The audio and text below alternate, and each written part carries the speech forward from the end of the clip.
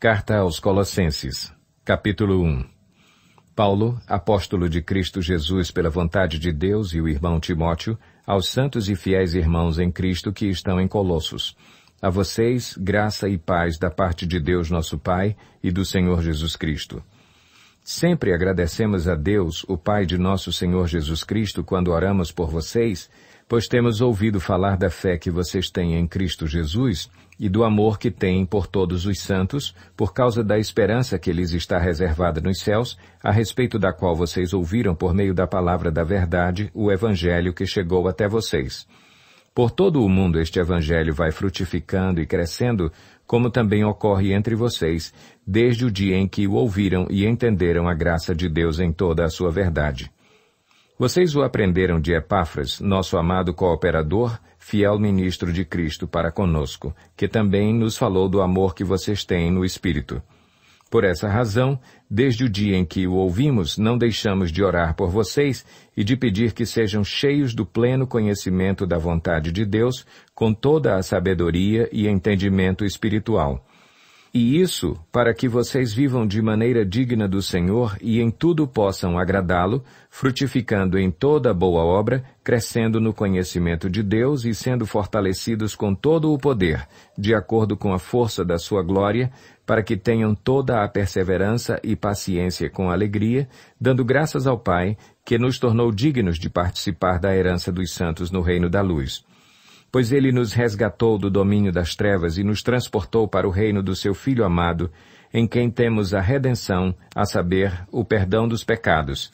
Ele é a imagem do Deus invisível, o primogênito de toda a criação, pois nele foram criadas todas as coisas, nos céus e na terra, as visíveis e as invisíveis, sejam tronos ou soberanias, poderes ou autoridades, todas as coisas foram criadas por ele e para ele.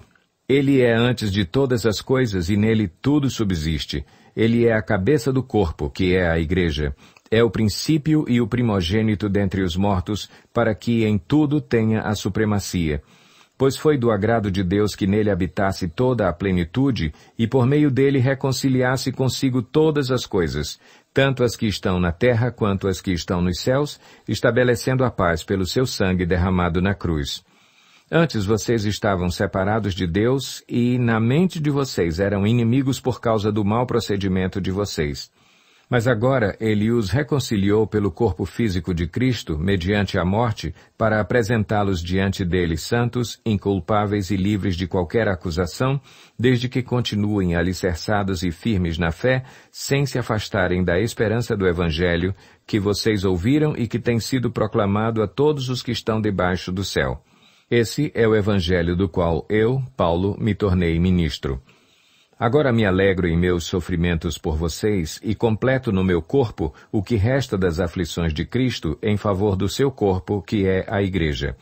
Dela me tornei ministro de acordo com a responsabilidade, por Deus a mim atribuída, de apresentar-lhes plenamente a palavra de Deus, o mistério que esteve oculto durante épocas e gerações, mas que agora foi manifestado a seus santos. A ele quis Deus dar a conhecer entre os gentios a gloriosa riqueza deste mistério, que é Cristo em vocês, a esperança da glória. Nós o proclamamos, advertindo e ensinando a cada um com toda a sabedoria, para que apresentemos todo o homem perfeito em Cristo. Para isso eu me esforço, lutando conforme a sua força, que atua poderosamente em mim. Capítulo 2. Quero que vocês saibam quanto estou lutando por vocês, pelos que estão em Laodiceia e por todos os que ainda não me conhecem pessoalmente. Esforço-me para que eles sejam fortalecidos em seu coração, estejam unidos em amor e alcancem toda a riqueza do pleno entendimento, a fim de conhecerem plenamente o mistério de Deus, a saber, Cristo. Nele estão escondidos todos os tesouros da sabedoria e do conhecimento. Eu lhes digo isso para que ninguém os engane com argumentos que só parecem convincentes. Porque, embora esteja fisicamente longe de vocês, em espírito estou presente e me alegro em ver como estão vivendo em ordem e como está firme a fé que vocês têm em Cristo. Portanto, assim como vocês receberam Cristo Jesus, o Senhor, continuem a viver nele, enraizados e edificados nele, firmados na fé como foram ensinados, transbordando de gratidão. Tenham cuidado para que ninguém os escravize a filosofias vãs e enganosas que se fundamentam nas tradições humanas e nos princípios elementares deste mundo e não em Cristo. Pois em Cristo habita corporalmente toda a plenitude da divindade e, por estarem nele, que é o cabeça de todo o poder e autoridade, vocês receberam a plenitude. Nele também vocês foram circuncidados, não com uma circuncisão feita por mãos humanas, mas com a circuncisão feita por Cristo, que é o despojar do corpo da carne. Isso aconteceu quando vocês foram sepultados com ele no batismo, e com ele foram ressuscitados mediante a fé no poder de Deus que o ressuscitou dentre os mortos. Quando vocês estavam mortos em pecados e na incircuncisão da sua carne, Deus os vivificou com Cristo. Ele nos perdoou todas as transgressões e cancelou a escrita de dívida que consistia em ordenanças e que nos era contrária. Ele a removeu, pregando-a na cruz e, tendo despojado os poderes e as autoridades, fez deles um espetáculo público, triunfando sobre eles na cruz. Portanto, não permitam que ninguém os julgue pelo que vocês comem ou bebem, ou com relação a alguma festividade religiosa, ou à celebração das luas novas e dos dias de sábado. Estas coisas são sombras do que haveria de vir. A realidade, porém, encontra-se em Cristo. Não permitam que ninguém que tenha prazer numa falsa humildade e na adoração de anjos os impeça de alcançar o prêmio. Tal pessoa conta detalhadamente suas visões e sua mente carnal a torna orgulhosa. Trata-se de alguém que não está unido à cabeça, a partir da qual todo o corpo, sustentado e unido por seus ligamentos e juntas, efetua o crescimento dado por Deus. Já que vocês morreram com Cristo para os princípios elementares deste mundo, porque, como se ainda pertencessem a ele, vocês se submetem a regras. Não manuseis, não prove, não toque. Todas essas coisas estão destinadas a perecer pelo uso, pois se baseiam em mandamentos e ensinos humanos.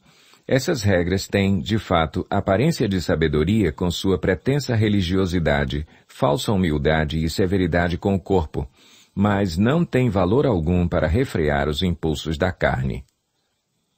Capítulo 3. Portanto, já que vocês ressuscitaram com Cristo, procurem as coisas que são do alto, onde Cristo está assentado à direita de Deus.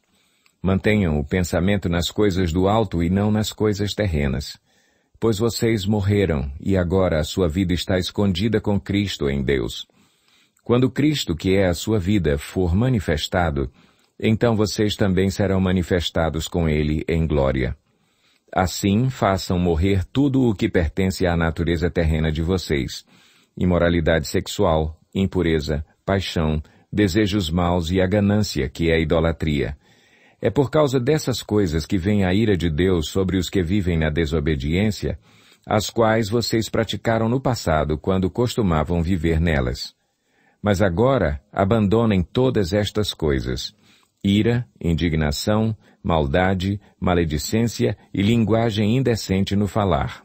Não mintam uns aos outros, visto que vocês já se despiram do velho homem com suas práticas e se revestiram do novo, o qual está sendo renovado em conhecimento à imagem do seu Criador. Nessa nova vida já não há diferença entre grego e judeu, circunciso e incircunciso, bárbaro e cita, escravo e livre, mas Cristo é tudo e está em todos. Portanto, como povo escolhido de Deus, santo e amado, revistam-se de profunda compaixão, bondade, humildade, mansidão e paciência. Suportem-se uns aos outros e perdoem as queixas que tiverem uns contra os outros. Perdoem como o Senhor lhes perdoou. Acima de tudo, porém, revistam-se do amor, que é o elo perfeito. Que a paz de Cristo seja o juiz em seu coração, visto que vocês foram chamados para viver em paz, como membros de um só corpo, e sejam agradecidos. Habite ricamente em vocês a palavra de Cristo. Ensinem e aconselhem-se uns aos outros com toda a sabedoria e cantem salmos, hinos e cânticos espirituais com gratidão a Deus em seu coração. Tudo o que fizerem, seja em palavra ou em ação, façam-no em nome do Senhor Jesus, dando por meio dele graças a Deus Pai. Mulheres, Sujeite-se cada uma a seu marido como convém a quem está no Senhor. Maridos, ame cada um a sua mulher e não a tratem com amargura. Filhos, obedeçam a seus pais em tudo, pois isso agrada ao Senhor. Pais, não irritem seus filhos para que eles não desanimem. Escravos, obedeçam em tudo a seus senhores terrenos, não somente para agradá-los quando eles estão observando, mas com sinceridade de coração, pelo fato de vocês temerem o Senhor. Tudo o que fizerem, façam de todo o coração, como para o Senhor e não para os homens, sabendo que receberão do Senhor a recompensa da herança. É a Cristo, o Senhor, que vocês estão servindo. Quem cometer injustiça, receberá de volta injustiça, e não haverá exceção para ninguém. Capítulo 4. Senhores, deem aos seus escravos o que é justo e direito, sabendo que vocês também têm um Senhor nos céus. Dediquem-se à oração, estejam alerta e sejam agradecidos. Ao mesmo tempo, orem também por nós, para que Deus abra uma porta para a nossa mensagem, a fim de que possamos proclamar o mistério de Cristo, pelo qual estou preso. Orem para que eu possa manifestá-lo abertamente, como me cumpre fazê-lo. Sejam sábios no procedimento para com os de fora. Aproveitem ao máximo todas as oportunidades. O seu falar seja sempre agradável e temperado com sal, para que saibam como responder a cada um. Tíquico lhes informará todas as coisas a meu respeito. Ele é um irmão amado, ministro fiel e cooperador no serviço do Senhor. Eu o envio a vocês precisamente com o propósito de que saibam de tudo o que se passa conosco e para que ele lhes fortaleça o coração. Ele irá com Onésimo, fiel e amado irmão, que é um de vocês. Eles irão contar-lhes tudo o que está acontecendo aqui. Aristarco, meu companheiro de prisão, envia-lhes saudações, bem como Marcos, primo de Barnabé. Vocês receberam instruções a respeito de Marcos, e se ele for visitá-los, recebam-no.